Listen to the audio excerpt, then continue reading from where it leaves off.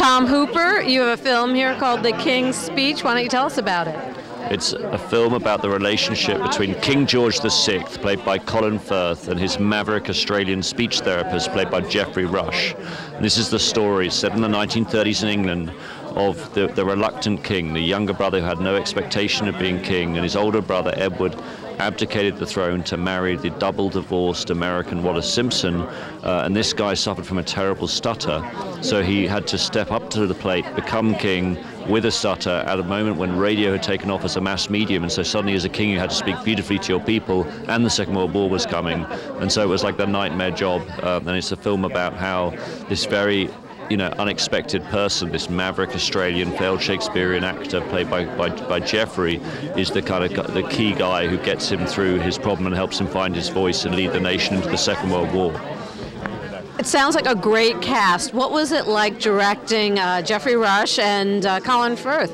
Oh, directing Geoffrey Rush and Colin Firth is one of the great professional experiences of my life. I mean, they're fiercely intelligent men, and we became, fiercely talented men, and we became incredibly good friends. And we're friends forever as a result of this experience. We bonded, but it's, beyond those two guys, we had Helena Bonham Carter, we had Guy Pearce, Michael Gambon, Derek Jacobi, Jennifer Ely, Tim Spall, Claire Bloom, who was Chaplin's muse in Limelight. Way back when, so it was a formidable cast across the board, and I felt very privileged to work with such a talented group of people. It sounds like no English actor in this day was left out. There were a few.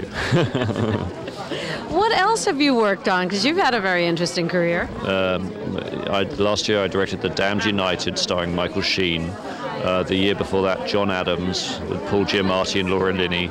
For HBO, and I've also directed Helen Mirren in Prime Suspect, and then Elizabeth I with Jeremy Irons, and Longford for HBO with Jim Broadbent, Samantha Morton, and Andy Serkis, and a few other things.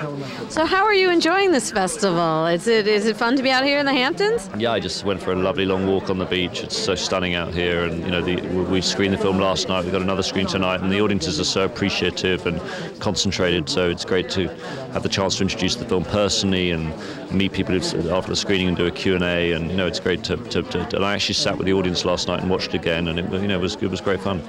So how many times have you seen the movie? Is there something that every time you see it, does something else change for you? It's funny when you see it with audiences, but it's a very funny film, so there's a lot of laughter, and it's interesting how the scenes slightly change depending on the audience and where they laugh and where they don't laugh, and it really comes alive with an audience, and so I keep sitting in and staying and watching it through just because it's such a kick to watch it with audiences. What's next for you? Is it going to be another period piece, or are you going to do something else? I don't know. I mean, the immediate is just traveling with the movie and making sure everyone knows about it prior to the release on Thanksgiving weekend. Right. And does it have a website also? I don't know. Ashley, do we have a website? I believe we do. And you can also check it out on the Yeah, you can Google it. Yeah. Oh, so it's a Weinstein film. Yeah. Ah. So is there any talk of Oscar? You'd have to tell me that, as an eminent member of the press. Okay, all right. Well, best of luck, and thank you so much. Thank you.